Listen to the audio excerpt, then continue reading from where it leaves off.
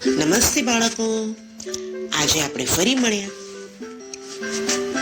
આજે આપણે જોવાના છે એક સરસ મજાની વાર્તા, અને વાર્તાનું નામ છે ડોશી અને દીકરી. વાર્તાનું નામ છે ડોશી અને દીકરી. એક ગામ હતું. એ ગામમાં એક ડોશી મારાએ. તેમની જોડે 2 કૂતરા. ડોશીમાની દીકરી તો પરણીને બાજુના ગામમાં રહેતી હતી. દિવસો વીતવા લાગે છે. ડોશીમાને પોતાની દીકરીની યાદ આવે છે, એટલે એ તો એના ઘરે જવાનું નક્કી કરે છે. ડોશીમા તો પોતાની દીકરીના ઘરે જવા નીકળે છે, પરંતુ રસ્તામાં તો મોટું જંગલ. હવે તો ડોશીમા શું કરે, પણ દીકરીના ઘરે તો જવું જ હતું. ડોશીમા તો પોતાની લાકડી લઈને નીકળ્યા. ઠક ઠક ઠક ચાલતા જાય, અને ત્યાં જ રસ્તામાં એક સિંહ આવે છે.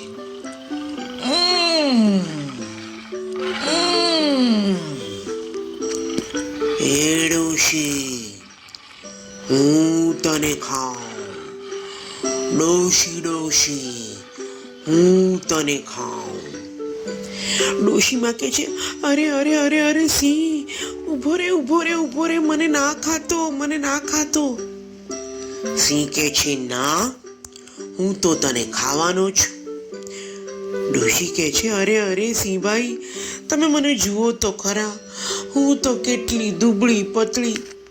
મને તમે ખાશો તો તમને કંઈ ખાવામાં બી મજા નહીં આવે. એના કરતા મારી દીકરીને ઘેર જાવા દે, શીરો પૂરી ખાવા દે, તાજી માજી થવા દે, પછી મને ખાજે. સિંહ કહે છે, ના ભાઈ ના, ત્યાં સુધી કોણ રાહ જોવે, અને તું પાછી ના આવે તો? ડોશી કહે છે, અરે અરે સિંહભાઈ, હું જરૂર પાછી આવીશ. આ જ રસ્તે મારા ઘરે જવાનું છે. સિંહ કહે છે, સારું, જા ડોશી, હું તારી અહીં જ રાહ જોઈશ. ડોશીમાં તો લાકડી લઈને ઠક ઠક ઠક ઠક કરતા કરતા આગળ ચાલવા માંડ્યા.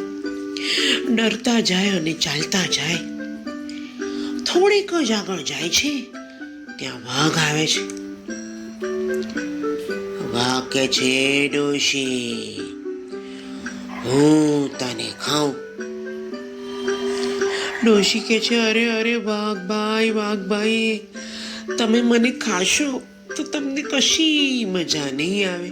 હું કેટલી દુબળી પતલી, તમે ખાશો તો તમને કાંઈ ખાવા પણ નહીં મળે.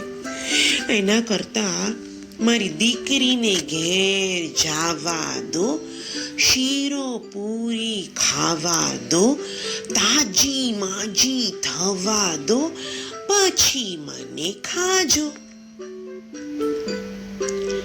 વાઘ કહે છે, સારું ડોશી, હું તારી અહીં જ રાહ જોઈશ.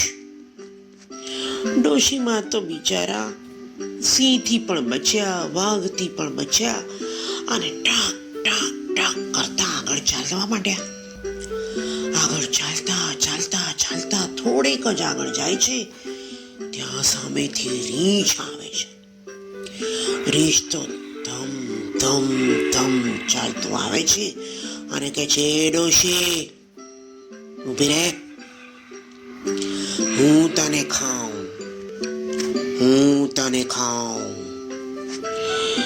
ડોશી કહે છે, અરે રીંછભાઈ, મને ખાશો તો તમને કઈ મજા નહીં આવે.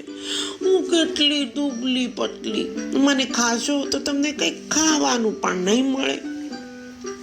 એના કરતા મારી દીકરીને ઘેર જાવા દે, શીરો પૂરી ખાવા દે, તાજી માજી થવા દે, પછી મને ખાજે.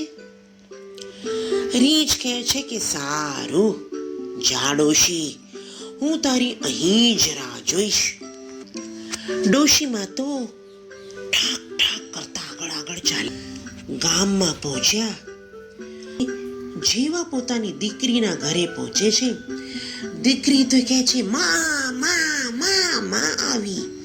દીકરી તો ખુશ થઈ જાય છે અને માને કહે છે, અરે માં, તું કેટલી દુબળી પતળી થઈ ગઈ છું. દાદી કહે છે, ડોશીમાં કહે છે, બેટા, મને તારી ખૂબ યાદ આવતી હતી અને તારી યાદમાં ને યાદમાં હું પાતળી થઈ ગઈ. તારી યાદમાં ને યાદમાં હું પાતળી થઈ ગઈ.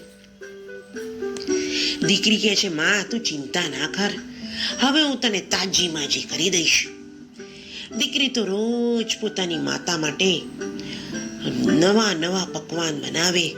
શીરો, પૂરી, જાત જાતની વાનગી બનાવે અને માને ખવડાવે. દિવસો વીતવા લાગ્યા. હવે તો ડોશીમાને પોતાના ઘરે જવાનો સમય આવ્યો. એટલે ડોશીમા તો ઉદાસ રહેવા માંડ્યા. દીકરીને થાય છે કે જરૂર કશી વાત છે, પણ માં મને નથી કહેતી. એ તો માં પાસે જાય છે અને કહે છે, માં, તું હમણાંની કેમ ઉદાસ લાગે છે? શું વાત છે? ડોશી કહે છે, બેટા, હું તારા ઘરે આવતી હતી, ત્યાં વચ્ચે જંગલ આવ્યું. જંગલમાં પહેલા સિંહ, પછી વાઘ અને પછી રીંછ મળ્યું. ત્રણેય જણે કીધું કે હું તને ખાઉં. જેમ તેમ કરીને હું તારા ઘરે તો આવી, પણ જ્યારે હવે હું ઘરે જઈશ એ લોકો મને ખાઈ જશે. દીકરી કહે છે, માં, તું ચિંતા ના કર, આનો પણ એક ઉપાય છે મારી પાસે.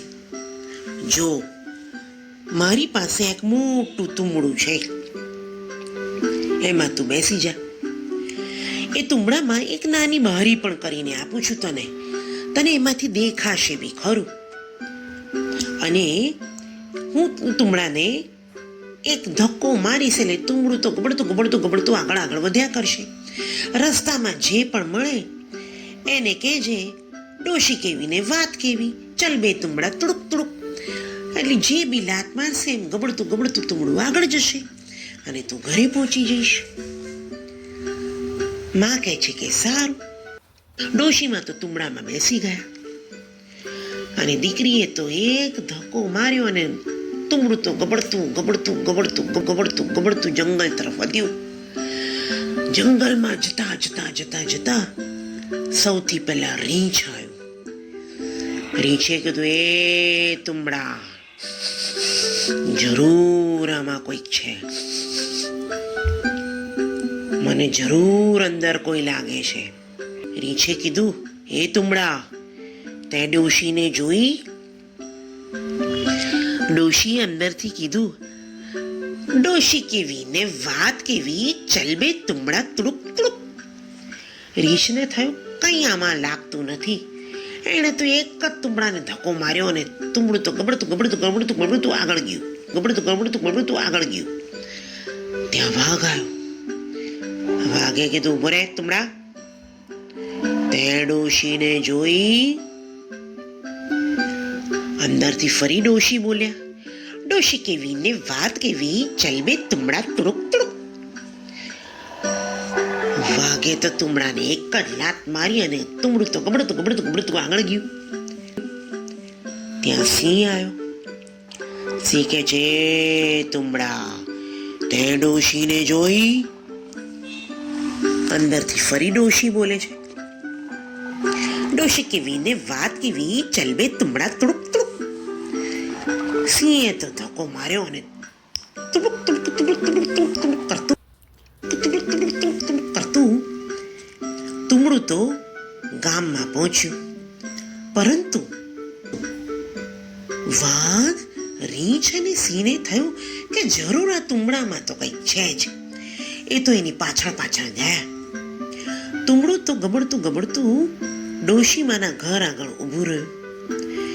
જેવું ડોશીમાનું ઘર આવ્યું, ડોશીમાએ તો દરવાજો ખોલીને અંદર જતા રહ્યા અને અંદરથી બોલ્યા, ડાઘિયા ડાઘિયા તું તું. ડોશીમાના તો કૂતરાઓએ ભસવાનું શરૂ કર્યું. ગામના બધા જ કૂતરાઓ બાવ બાવ બાવ કરીને ભસવા માંડ્યા. વાઘ, સિંહ અને રીંછ તો ગભરાઈ ગયા અને પાછા ગામ છોડી અને જંગલમાં ચાલ્યા ગયા.